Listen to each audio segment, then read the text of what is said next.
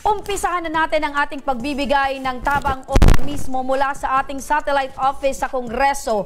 Makakasama natin si Sir Rudy Vizcaya, ang coordinator ng Ako Bicol Party List. May makakasama pa po tayong isa pang nangangailangan ng tulong mula pa rin sa Ako Bicol Party List dyan sa Kongreso. Kasama naman ngayon ni Karudi si Maribel Eugenio at ang kanyang hinaing rin ay para sa kanyang mister na nakaraang taon lamang ay nakitaan ng sakit din sa puso at kinakailangan na rin sumailalim sa isang operasyon. Kumusta po ngayon yung kalagayan po ng inyong mister? Okay naman po siya sa ngayon. Kaya lang po pag medyo po sinusumpong, nahihirapan nyo kasi siyang huminga. Lalo po pag nag-aakit panahon po sa ganan. Opo. Kailan po ba siya na-diagnose ng doktor na meron po siyang sakit sa puso? Last year lang po itong June 2024. Last year lang, opo. So ano po yung sabi ng doktor? Anong klaseng sakit daw po ito sa puso na iniinda niya? Severe na po kasi yung sakit sa puso. Sabi po ng doktor niya sa center, urgent na daw po siya operahan. Kasi baka daw po kung matatagalan pa, adamay daw po yung isa pang barbula. Opo. So, nung nalaman niyo po na ganun yung sitwasyon, nanay, ng inyo pong mister, ano po yung pumasok sa isip niyo? Ano po yung naramdaman niyo kagad, nay? Natakot po kasi ako kasi first time po magkaroon ng ganun sakit sa pamilya namin. Kasi akala lang po namin simple lang na ubot sipon. Kasi hindi po kasi siya gano'n papacheck up eh. Makuhan po kasi siya matiisin. Hindi po pala malala na yung sakit niya. Eh, nung nalaman po namin na pinakailangan niya ng operahan, hindi na naisip po na lang ako kung saan po pwedeng lumapit. Buti na lang po may nakapagsabi po sa akin dito na Opo. Ako people daw po, makakahingi daw po ako ng tulong. Tama po yan, ay. Kaya pasalamatan niyo po yung taong nagpaabot po sa inyo ng impormasyon ng Ako Bicol Party List po ay makakatulong po sa inyo. Nay, bago pa man po nagkaroon ng ganitong uri ng sakit si mister, ano po ba yung dati niyang trabaho? Dati po siyang kahera. Kahera? Opo, cashier po. Opo, cashier po sa kantin po ba? Sa opisina? Ayan, sa isang restaurant. So, bibihira na ang cashier ay isang lalaki, ano? Most of the time, palaging or mas madami yung mga cashier na babae. So, si mister ay isang kahera dati sa isang restaurant. Kayo naman po, misis, ano po yung dati niyong trabaho? Or ngayon po ba, meron pa kayo? Paraket-raket po, meron po akong karinderya. So meron din po kayong karinderya. So yun, maliit na karinderya po. Maliit na karinderya. Opo. Ngayon po ba, nay, bukas pa rin yung karinderya nyo? Opo, bukas pa rin po. Opo. So doon po kayo kumukuha ng pang-araw-araw po ninyo?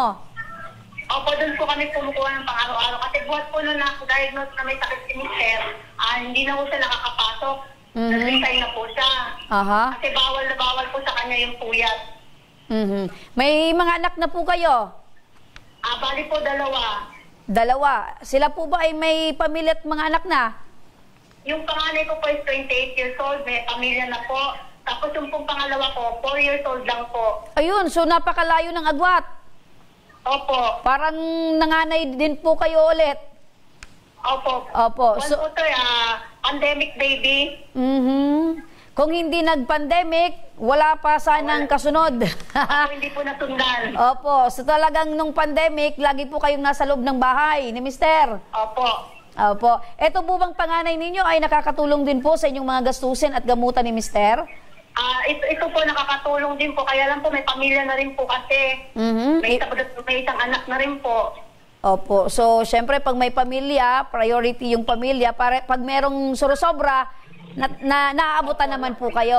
Nakapag-aabot naman po kami sa Opo. So yun ang pinaka-importante. Nay, matanong din po kayo namin, paano nyo po nakilala ang Ako Bicol Party List? Sabi nyo kanina, meron pong mga marites or nakilala po kayong nagsabi na tumutulong po yung Ako Bicol Party List. Opo. Punta po kasi ako sa DSWD para umilong po ng tulong. Tapos nadaan po ako dito sa Congress. Nakita ko po na maraming tao sa labas. So nakiusisa kayo? Na dumaan. Opo. Nung nakita nyo po ang daming tao, nakiusisa po kayo? Opo, nakulisyoso po ako. Tapos kung sabi na pila ka dito kasi kung ano ba kailangan mo, kung hihingi ka ng tulong, madali lang dito, pila ka lang. Tapos, ayun po, nakilala ko po si Sir Rudy Vizcaya. Ay, lumapit po ako sa kanya. Nagkataon po na magkapit-bahay lang daw po kami sa Edwin Rodriguez. Ayun, sumagkapit bahay kayo ni Ka-Rudy. Opo. Patungkol po naman ay sa programa po namin, nakakapag-panood na rin po ba kayo? Ito po muli lang po. Ito lang po siguro po mga 2 beses pa lang po kasi may nakapagsabi po sa akin na yung ako Bicol nga daw po, meron pong tabang ora mismo. Ayun. Sinusubaybayan. Ayun, nagpukuhan po ako sa YouTube. Nakita ko po. Ay, maraming salamat po, Nay. So kayo mismo po, Nay, ay buhay na patunay ng Ako Bicol Tabang Ora mismo ay nakakatulong po sa ating mga kababayan. Maraming salamat din po. Opo. So ngayon po, Nay, katabi niyo po si Ka-Rudy. Ano po yung pinakakailangan po ninyo na inaasahan na tulong mula po sa Ako Bicol Party List para naman po kay Mister? Humingi po sana ako ng medical assistant para sa asawa ko para po makakuha ng schedule sa heart center. Para po ma-opera na po sa lalong madaling panahon. So ibig sabihin po, Nay, wala pa po kayong schedule para kay Mister? Wala pa po. Apo. So siguro bago po kayo magpa-schedule, talagang pinoproblema po ninyo kung saan po kayo kukuha ng pera. Opo, kasi kinakailangan daw po makapag-down ng kalahati. Yun nga po, problema ko po talaga kung saan kami kukuha kasi magkano na lang po yung kinikita ko, napapagatas pa ako ng anak ko na maliit. Opo. Sige, Nay, bigyan natin ng solusyon. Yan pong inyong problema. Yan po inilapit po ninyo sa Ako Bicol Party List. Balikan natin. Ka-Rudy, magandang hapon. Magandang hapon muli. Ayun. Mga itong isang kababayan natin kanina, Quezon City rin. At ito pala, malapit din sa aking bahay. Dito sa Quezon City. Dito sa Cubao. Ito pala ay nangangailangan ng tulong ang kanyang may bahay. Ay tamang-tama, dito naman niya ako nakilala sa ating tanggapan sa Northgate, sa Ako Bicol Party List, at humingi siya sa akin ng tulong para sa kanyang gamutan ng kanyang asawa na operahan. Dali ko naman tinila ng kanyang mga dokumento at talagang qualified at napakalaking babayaran sa ospital. Aabot ng 800,000. At higit sa lahat, tumawag kagad ako sa ating buting Congressman Saldico upang matulungan ang ating kababayan.